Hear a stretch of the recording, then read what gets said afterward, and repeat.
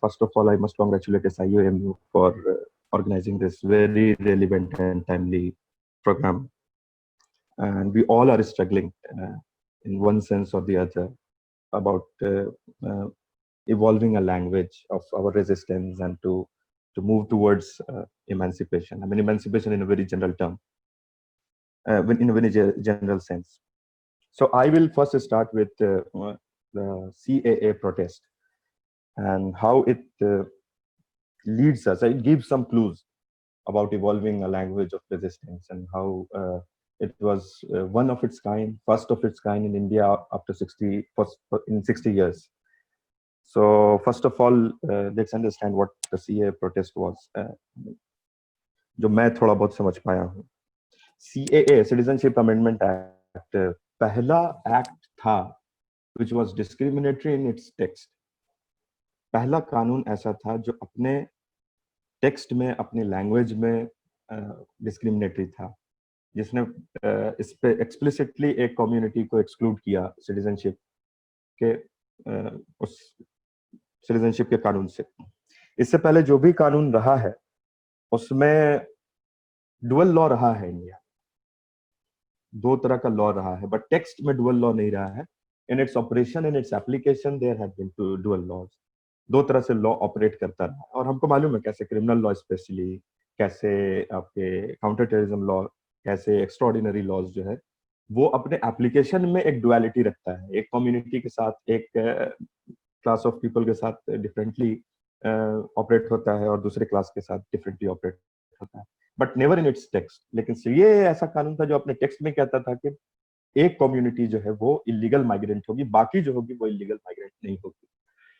सो ये बहुत ही unique point है जहां पे हमको समझ में आता है, क्योंकि boundary, I mean territorial boundaries और even imaginary boundaries help you understand who is us and who is an alien और who is outside. So this inside outside जो डिस्टिंक्शन है वो क्लैरिटी बाउंड्रीज से आ जाती है. और सिटीजनशिप के कानून में ये हमको देखने को मिलता है कि स्टेट खुद से बता दे रहा है कि किससे जो है वो हु कैन बी इंटीग्रेटेड, कौन किससे जो है सॉलिडारिटी है, किससे जो है बॉन्डिंग है, और कौन जो है वो इंटीग्रेटेड नहीं है, खुद से जो है इंटीग्रेशन नहीं हो सकता है. तो ये boundary is a helpful frame जहां से आप देख सकते हैं from where we can just understand who is inside and who is outside.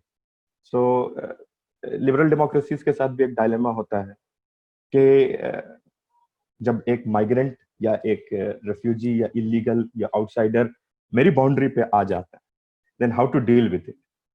In a larger human rights perspective, you have to open your gates, you have to give him asylum, you have to give him refugee status, उसको membership देना होता है. I mean, if he is a persecuted person or if he belongs to a persecuted minority. लेकिन state के साथ दूसरा सवाल ये होता है कि at some point you have to draw a closure. उसको कहीं पे क्लोज भी तो करेंगे, सबके लिए ओपन कर देंगे तो कैसे मतलब स्टेट चलेगा. तो state has a question of closure as well, build a closure as well. तो यहाँ क्लोजर किसके लिए हुआ, और ये जेपीसी की जो ज्वाइंट पार्लियामेंट्री कमेटी थी सीए के कानून जब 2016 में आया और फिर वो जेपीसी के पास चला गया, तो उसकी रिपोर्ट में भी है कि this is a liberal democracy, I mean dilemma of a liberal democracy. और क्लोजर कैसे लगा, तो स्टेट के इमेजिनेशन में आउटसाइडर कौन है. स्टेट के इमेजिनेशन में आउटसाइडर सिर्फ एक कम्युनिटी है और वो है मुस्लिम. स्टेट के इमेजिनेशन में एलियन कौन है, वो है मुस्लिम. स्टेट के इमेजिनेशन में अदर कौन है, वो है मुस्लिम. और जितने हैं जो नेबर्स में जो भी कम्युनिटी है, दे कैन बी इंटीग्रेटेड, उनसे एक बॉन्डिंग है, उनसे एक सॉलिडारिटी है. लेकिन एक कम्युनिटी ऐसी है जो आउटसाइडर है. सो this is not only about the illegal Muslim migrants or the Muslim migrants coming from neighboring countries. It's also about the Muslim community living within the boundaries of the nation state, India. So ये इनको भी एक clear indication था कि you are the ones who cannot be integrated. और इसलिए इसके खिलाफ प्रोटेस्ट एक बहुत जरूरी मालूम हुआ, पहली चीज. दूसरी चीज जो प्रोटेस्ट की इसमें सबसे अच्छी बात थी CA NRC NPR प्रोटेस्ट की, कि for the first time, or I don't know, for me, I mean, it was for the first time that the community started speaking for itself. इससे हमेशा क्या होता था, इससे पहले जो प्रिविलेज लोग थे, कुछ सेलिब्रिटी इंटेलेक्चुअल्स थे, कुछ हमारे अंदर के भी कुछ ही लोग थे, इंटेलेक्चुअल्स थे जो फेस बनते थे, who used to speak on our behalf, जो हमारे बिहाफ पे बोलते थे. तो हमारा जो एक्सपीरियंस था, जो कम्युनिटी एक्सपीरियंस था, it was never articulated. But for the first time in this CA NRC protest, community अपने से बोलने लगी. इससे पहले ऐसा लगता था कि खुद हमारे intellectuals and the other, human rights activists and scholars and intellectuals, they thought that this community has nothing to tell. This community has no experience to share. This community is voiceless. So we have to speak on their behalf. I mean, we were deliberately made a subaltern society, a community who could not speak, who could not articulate his own experience. So this was for the first time जब community एकदम grassroot level पे community बाहर आकर के बोलना शुरू की. And we must congratulate ourselves and our community कि पहली बार हम अपने एक्सपीरियंस को शेयर कर पाए, उसको एक लैंग्वेज दे पाए, उसको एक वॉइस दे पाए. क्योंकि हमारे बारे में कोई और बोलता रहा है और वो अपने हिसाब से अपनी कैटेगरीज में बोलता रहा है. जो हम देखते हैं, जो शाहीन बाग की औरतें जब बोल रही थी तो वो कैटेगरीज नहीं यूज कर रही थी जो इससे पहले यूज होती रही. उनकी जो कैटेगरीज थी, उनकी जो लैंग्वेज थी, that was very local and that was very indigenous, very original. ये सिर्फ शाहीन बाग की बात नहीं है. जो लोग जहां और दूसरी जगहों पे गए हैं, I personally visited a lot of protest sites in India, तो इट्स माय ओन एक्सपीरियंस कि वहां जो लैंग्वेज डेवलप हो रही वो बहुत ही इंडिजिनस लैंग्वेज है, कमिंग फ्रॉम विद इन. और उसमें जो कैटेगरीज यूज हो रही, बहुत सिंपल सी बात करें लोग, भाई it's a question of our dignity, हमको डिग्निटी चाहिए. It's a question of our membership, हमको इस मुल्क में बराबरी चाहिए. I mean no those jargons and those categories which were actually being used by the hegemonic network in India. जो hegemonic network है या जो privileged class जो language जो categories use कर रहा था, उससे हट करके जो एक अपने experience को अपनी जबान में बोलने की एक कोशिश की गई. and वो एक बहुत important point है हमारे resistance का. and that is why it was not digestible. जो oppressor है उसको digest नहीं हुआ कि community खुद से कैसे बोलने लगी, स्टूडेंट खुद से कैसे बोलने लगा. इसको तो इतने दिन में विथ लॉट ऑफ एफर्ट्स पिछले 60-70 साल में इसको इनविजिबल किया गया. और सिर्फ इनविजिबल नहीं किया गया था, बल्कि इसको अपने कैटेगरीज में ही विजिबल किया गया, अपने तरीके से विजिबल किया गया. मतलब वही बाइनरी में, सेकुलर कम्युनल की बाइनरी में, नेशनलिस्ट एंटी नेशनलिस्ट के बाइनरी में इसको विजिबल किया गया. ये how is it possible that they started speaking for themselves in their own language. इसीलिए जो स्टेट का क्रैकडाउन है, जो लोगों को डाइजेस्ट नहीं हुआ, उसकी एक बड़ी वजह यही है कि we started speaking for ourselves in our own language. अभी लैंग्वेज हो सकता है बहुत रिफाइंड होना बाकी, because it happens very rarely that we speak for ourselves, तो उतना इवॉल्व नहीं होगी. बट द पॉइंट इज कि हम बोलना शुरू किए, और हमारे जो लोग हैं जिनको हम हमेशा से एक नॉन सब्जेक्ट समझते हैं, हमको लगा कि इनके पास ये तो सब्जेक्ट ही नहीं है, वो सब्जेक्ट बना. हम हमेशा उसको एक ऑब्जेक्ट की तरह से देखते रहे. हमने कहा कि we will produce knowledge about them, we will speak on their behalf, हम उनके तरफ से बोलेंगे, वो तो सब्जेक्ट ही नहीं है. तो first time we told the world, told the country, I told our co-citizens कि we are actually an active subjects, we hold a subjective position. एक सब्जेक्टिव पोजीशन है हमारी, and we can speak on our behalf. हम अपने तरफ से खुद हम बोल सकते हैं. जब आप सब्जेक्ट को एक नॉन सब्जेक्ट बना देते, किसी कम्युनिटी को एक नॉन सब्जेक्ट बना देते, दैट इज इंटरनल कोलोनाइजेशन. और पिछले 70 साल से, after the historical colonization went away, the Muslims within this country have been internally colonized. Internally colonized कैसे किया गया? उनके बारे में नॉलेज कहीं और प्रोड्यूस हो रही, उनके बारे में जो नॉलेज प्रोडक्शन हो रहा है, उनको एक पैसिव सब्जेक्ट बना दिया कि आप कुछ नहीं बोलेंगे, नॉलेज हम प्रोड्यूस करें. और ये सिर्फ स्टेट नहीं कर रहा था, we discuss this as well, ये सिर्फ स्टेट नहीं कर रहा था. ये नॉलेज जो है वो डिफरेंट पॉइंट से प्रोड्यूस हो रही थी. which means a hegemonic network. एक network होता है hegemony. Hegemony is not always a state institution. Hegemony works in a very in a cultural domain, so it has a network. तो network है जो knowledge produce कर रहा था, हमको एक पैसिव सब्जेक्ट बना करके, हमको फैंटेसाइज कर रहा था, हमको फेटिशाइज कर रहा था, हमको ऑब्जेक्टिफाई कर रहा था। एंड 70 साल में ये हुआ है। For example in counter terrorism laws which is my subject of research, उसमें सिर्फ ये नहीं हुआ है कि अनलॉफुल डिटेंशन हुआ हो या सिर्फ फ्रेमिंग हुआ हो, बल्कि फ्रेमिंग, अनलॉफुल डिटेंशन सबके साथ एक नॉलेज प्रोड्यूस की गई कि ये कम्युनिटी कुरान पढ़ती है, मतलब इसका टेक्स्ट जो है वो रेडिकल है। ये कम्युनिटीज में मौलवी मौलाना होते हैं, वो रिग्रेसिव, ये उनके पास, and this are all in the documents, in the legal documents, for example in the judgment, for example in the chargesheets, कि ये कुरान सुनने लगा, कुरान का दर्स सुनने लगा, which is very religious practice, जो हमारी बिल्कुल एक बेसिक प्रैक्टिस है कि हम कुरान पढ़ते हैं। This has not only been criminalized, but a knowledge has been produced about the community that their text, their sacred text, their religious texts are radicalizing in nature.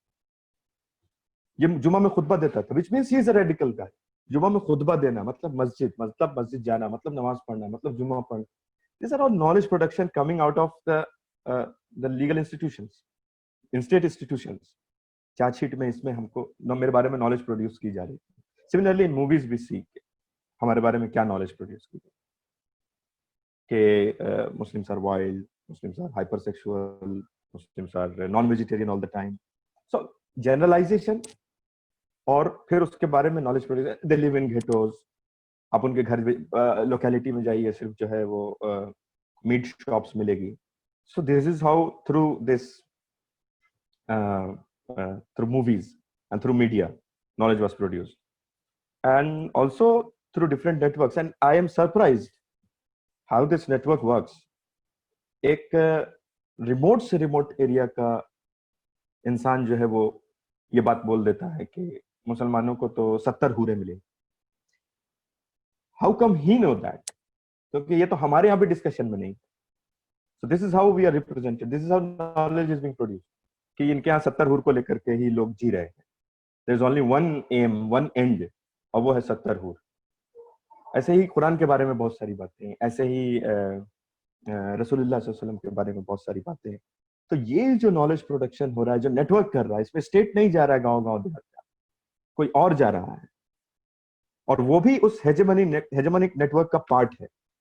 For example RSS या RSS के wings या उसके outfits अगर जाते हैं, तो एक cultural plane में, कल्चरल डोमेन में, कल्चरल उसमें जो हेजेमोनिक नेटवर्क काम कर रहा है, उसका एक इंपॉर्टेंट पार्ट जो है ये ऑर्गेनाइजेशन, इसके आउटफिट्स है.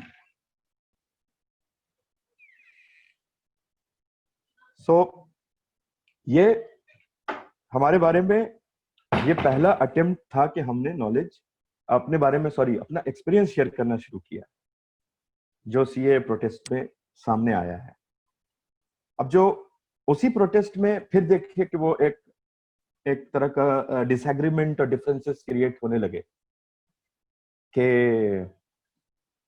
हम कॉन्स्टिट्यूशन के लिए लड़ रहे हैं, या हम सेकुलर कम्युनल उसके लिए लड़ रहे हैं, या हम मुस्लिम आइडेंटिटी के लिए लड़ रहे हैं, या हम जो है वो ह्यूमन राइट्स के लिए खड़े हैं. सो अब अ डिसएग्रीमेंट स्टार्टेड कमिंग, और ये सब कैटेगरीज जो है वो जरूरी नहीं कि हम उसको कैरी करें. ये कैटेगरी कौन बनाया है कि हम नेशन के लिए लड़ रहे हैं, कि हम secular? I mean these are all so you know these categories are very fluid in their meaning. इसको मीनिंग अभी भी जो चाहे अपनी तरह से दे देता है, लेकिन डोमिनेंट जो है वो जो पावर में है वही डिसाइड करता है कि इसका क्या मतलब होगा. और हमारा जो स्ट्रगल है वो पावर के खिलाफ है. तो पावर की दी हुई कैटेगरीज या हेजेमनिक कैटेगरीज को हम यूज करें, उसका बर्डन अपने ऊपर उठाएं, और ये देखने को मिला हमें, क्योंकि हम बहुत सिंपल सी बात कर रहे हैं. हम आइडेंटिटी पॉलिटिक्स भी नहीं कर रहे.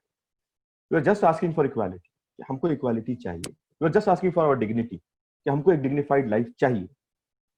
And now, you know, those in the structures of power, they gave it a language, कि ये identity politics हो रहा है, ये जो है communal politics हो रहा है, ये जो है वो anti-national politics हो रहा है, ये जो I mean, the people sitting in the protest, those, I mean, majority of them were not that privileged and literate कि वो बताते कि हम आइडेंटिटी पॉलिटिक्स कर रहे हैं या हम सेकुलर पॉलिटिक्स कर रहे हैं या हम कॉन्स्टिट्यूशन की पॉलिटिक्स कर रहे हैं.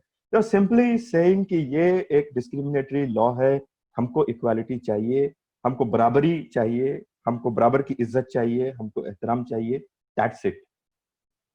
लेकिन वी सॉ कि कैसे पूरा मूवमेंट में ही अंदर में एक डिबेट खड़ी हो गई.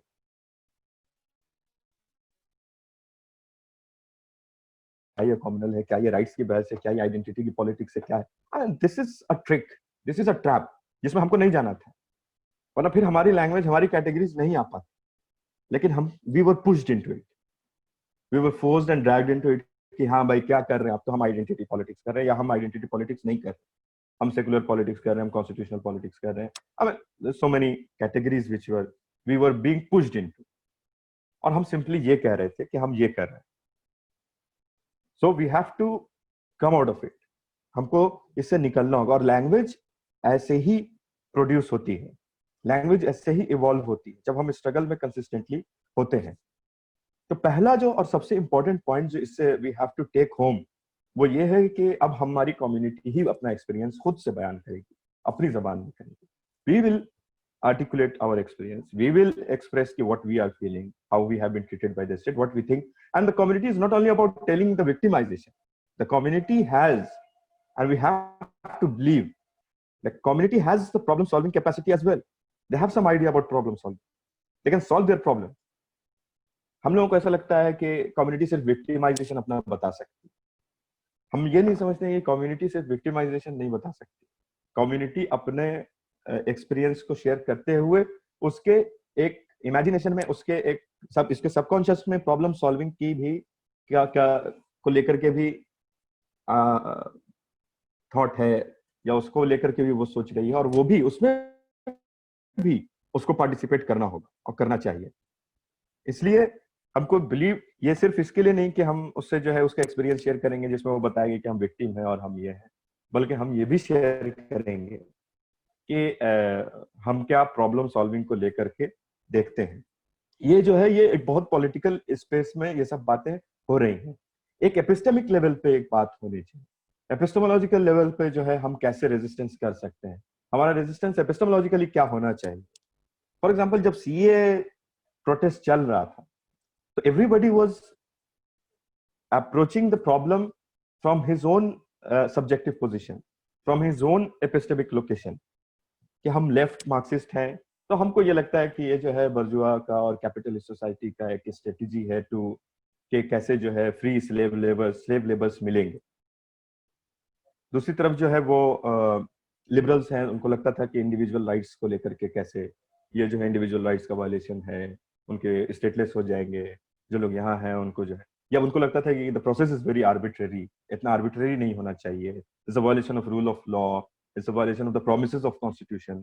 सो उनका एक अपना पोजीशन था.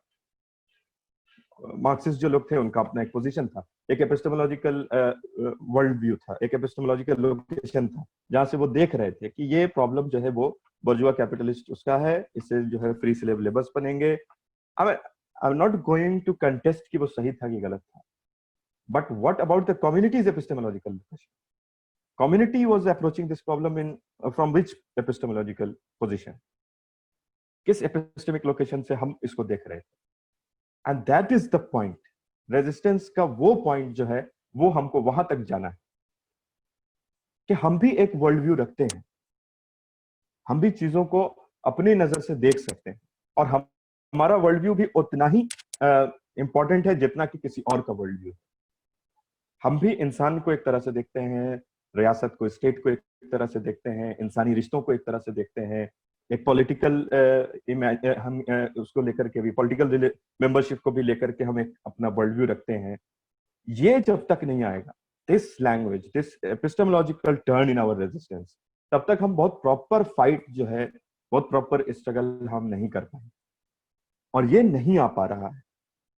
बार बार कहीं ना कहीं वी आर वेरी होपफुल कि ये भी टर्न आएगा, लेकिन इसको बोलना पड़ेगा. ये जो बार बार हम क्राइसिस में चले जाते हैं कि वेदर वी आर नेशनलिस्ट और नॉट, और हमारी लॉयल्टी कैसी होगी, ये इसकी डीप रूट में इसकी जो प्रॉब्लम है वो एपिस्टेमोलॉजिकल है कि हम स्टेट को देखने का, नेशन स्टेट को देखने का, टेरिटरी को देखने का, अपने रियासत के लोगों को देखने का एक नजरिया रखते हैं। वो नजरिया जो डोमिनेंट नजरिया उससे फिट नहीं बैठता है, तो हम एक क्राइसिस में चले जाते हैं, हम उसको बयान नहीं कर पाते।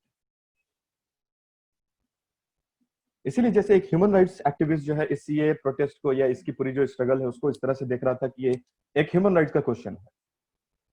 और ह्यूमन राइट्स क्या है? ये एक यूनिवर्सल आइडिया है, पोस्ट मेटाफिजिकल वर्ल्ड में हमने खुद से बनाया है। हम समझते हैं कि इंसान को जो है ये राइट्स है वो इनवॉलेबल है। हम किस तरह से देख रहे हैं? हम क्यों नहीं बोल पा रहे थे कि ये हमारे लिए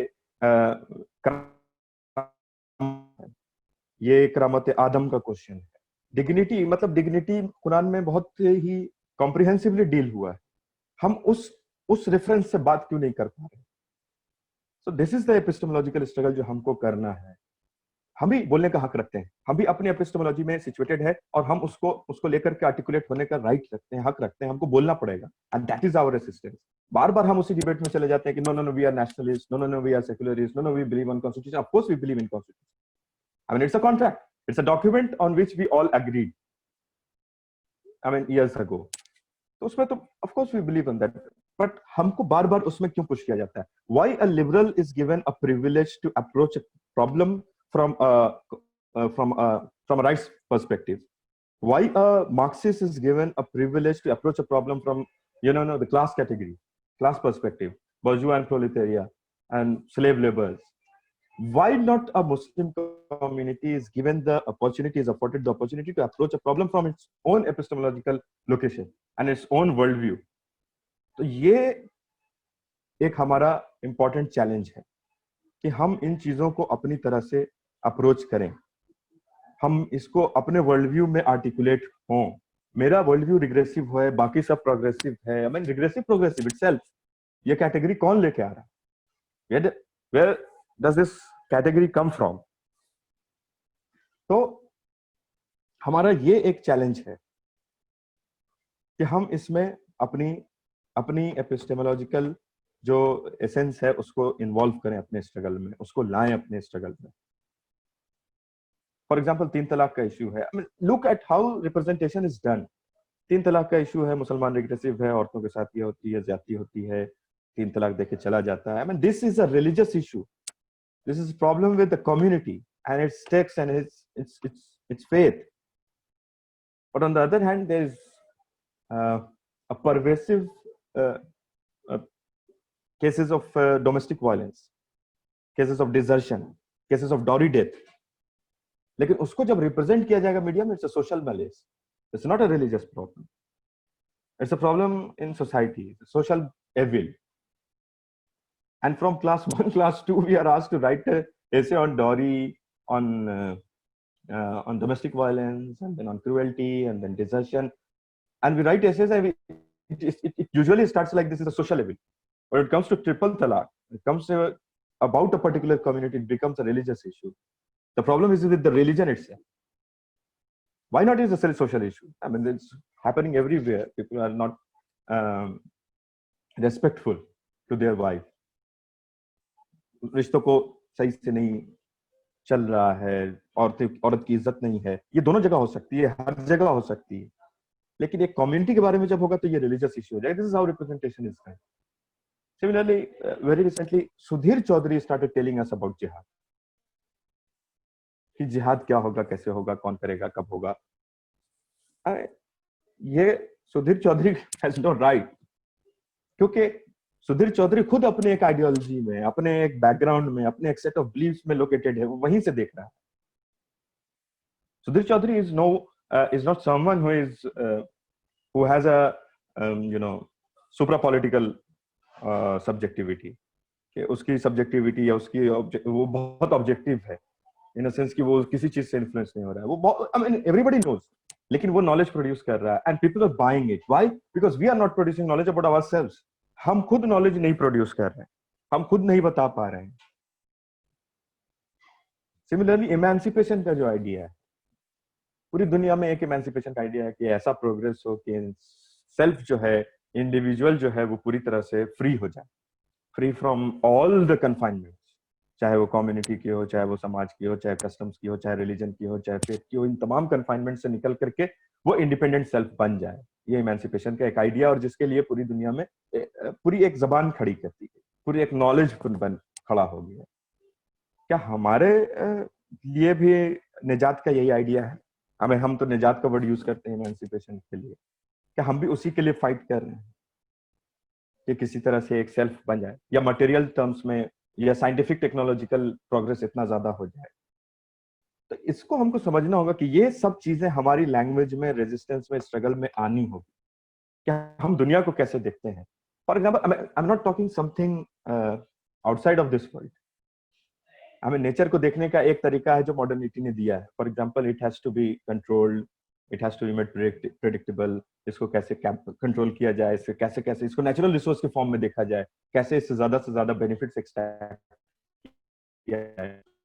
Latin American countries there have movement, यहाँ पे नेचर को एक राइट दे दिया गया, और उनको कहा गया कि ये मदर अर्थ का वर्ड यूज किया गया कि एक लिविंग बीइंग है, उसके पास राइट्स है, उसको जो है नेचर को राइट मिलना चाहिए। ये पहले नहीं था। So this is part of resistance, उनके रेजिस्टेंस का पार्ट था कि how do we see the nature, how do we see our earth. और उन्होंने कहा कि हम इसको एक मदर अर्थ, उसका एक उस तरह से हम देखते हैं। और जब पेट्रोल ड्रिलिंग करती है कंपनी, तो देयर हैव बीन मूवमेंट कि हम सुसाइड कर लेंगे। Why? Because this petrol is blood for us, when earth gives energy to us, so this petrol is like a blood. तो हम अपनी जान दे देंगे because you are sucking blood, you are drilling blood from our. So this is their resistance. Why can't we bring in all these categories? Our epistemological understanding, मतलब हमारा जो world view है वो क्यों हमारे रेजिस्टेंस में नहीं आ सकता है? निजात को लेकर के, नेचर को लेकर के, इंसान को लेकर के, इंसान की तरक्की को लेकर के, we have our own understanding, our own views, और वो हमारे रेजिस्टेंस में क्यों नहीं आएगा? So the most important point that has to come out of it कि हमको नॉलेज प्रोडक्शन में आना होगा। हम अपने पॉइंट ऑफ व्यू से, अपने पोजीशन से हम नॉलेज प्रोड्यूस करेंगे, हम बताएंगे, हम अपनी बात अपनी जबान में रखेंगे। सो दिस इज अबाउट लैंग्वेज, कि हम निजात कैसे देखते हैं, हम मेल फीमेल या जेंडर रिलेशनशिप्स कैसे देखते हैं, हम रेस को कैसे देखते हैं, हम अदर को कैसे देखते हैं, हम दुनिया को कैसे देखते हैं। I mean for us this nature has two purpose, and the first and most important and most unique is that this is ayat for us. These are signs. ये आयात हैं अल्लाह ताला की, कि हम इन आयात के जरिए से अल्लाह की मार्फत हासिल कर सकते हैं, मार्फत इलाही हासिल हो सकती है इसी नेचर के जरिए से। It's a different view of looking at nature. There is a view of looking at nature that we have to extract resources from it, we have to control it, we have to make it predictable. There is another that this is our mother earth, it's a human being, it has rights. I mean, and we have another worldview that we look at it from this perspective. So there we have a very strong epistemology. हमको अपने उसको बाहर लाना होगा, अपने struggle में लाना होगा, तब एक प्रॉपर स्ट्रगल होगा। हम स्ट्रगल में आते हैं, रेजिस्टेंस में जाते हैं, और फिर वही कैटेगरीज, वही वर्ल्ड व्यू, वही एपिस्टेमोलॉजी, वही लैंग्वेज यूज करते हैं जो हेजेमोनिक नेटवर्क की लैंग्वेज होती है, जो ऑपरेसिव इंस्टीट्यूशंस की लैंग्वेज होती है। तो लास्ट पॉइंट जो मेरा खत्म करने का, एक तो ये कि हम कम्युनिटी को बोलने दें, उसका एक्सपीरियंस सामने आए, दूसरा ये कि हम एपिस्टेमोलॉजिकल टर्न लें, और तीसरा ये कि इमेंसिपेशन के इस फाइट में जरूरी है कि हम सिर्फ लॉ पे रिलाई नहीं कर सकते। इसके लिए politicisation of our struggle is important. जो सैंटोस कहते हैं कि लॉ क्या है? Law is rhetoric, violence and bureaucracy. This is a Weberian idea कि rhetoric, violence और bureaucracy है, and law is a violence which is legitimate. So ये जो legitimate, illegitimate violence है, इसी में law है।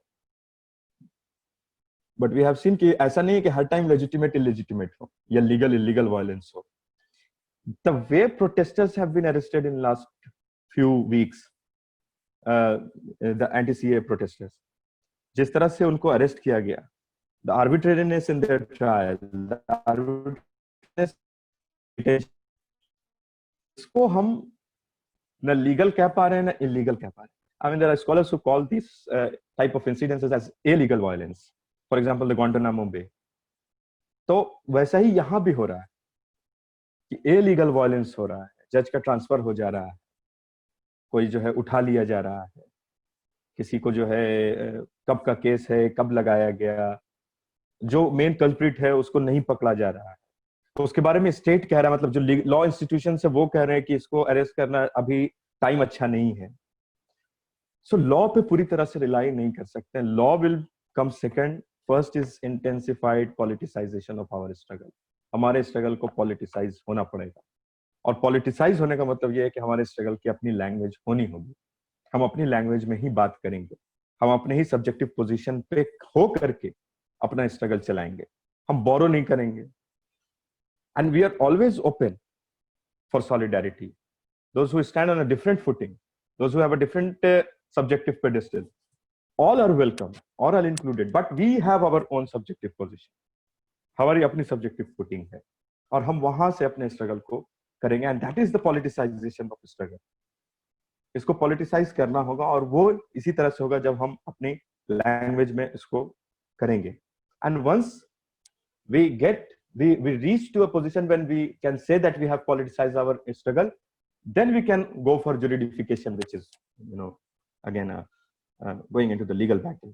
तो पहले जो है important है politicization, intensified politicization of struggle, और उसके लिए जरूरी है कि हमारी लैंग्वेज हो, how we see the nature, how we see the world, how we see a man, how we see a human being, how we see the earth. I mean, what ideas do we have about emancipation, how we think of emancipation. For example, for one, emancipation is development, कि ज्यादा development हो, material gain हो, उसके जिंदगी में बहुत सारी luxuries हो, एंड इसीलिए हम जो है बहुत सारे उसी हिसाब से फिर हम पॉलिसीज बनाते हैं कि पॉवर्टी एलिवेशन हो। But on the other hand, in our tradition, फक्र, poverty, I mean intentional decision to cut off ourselves from these worldly materials, these material benefits, जिसको फक्र कहते हैं. फक्र had been celebrated all, I mean, in our tradition. So हम हमेशा ये नहीं कहेंगे poverty alleviation होता है, इक्वल अपॉर्चुनिटी, बट हम ये नहीं कह पा रहे हैं कि फक्र हमारे यहाँ कितना अहम है. इस तरह की बहुत सारी चीजें हैं जो बताती हैं कि we have our own epistemology. बस ये है कि उसके एक पॉलिटिकल लैंग्वेज डेवलप नहीं हो पाया है, and we have to develop a political language. बार बार हमको जो है वो ग्रिल नहीं किया जा सकता है कि what do you think about nationalism, what do you think about this that. I mean, we are not someone who is to be tried all the time. हमको बताने के लिए भी होना चाहिए. This is how we see the world, और ये हमारी एपिस्टेमोलॉजी है, और ये हमारा वर्ल्ड व्यू है, and this is how we think about progress, this is how we think about emancipation. So ये 3-4 बातें हैं जो इम्पोर्टेंट थी, जिसको I wanted to discuss here. बहुत शुक्रिया, जज़ाकल्लाह.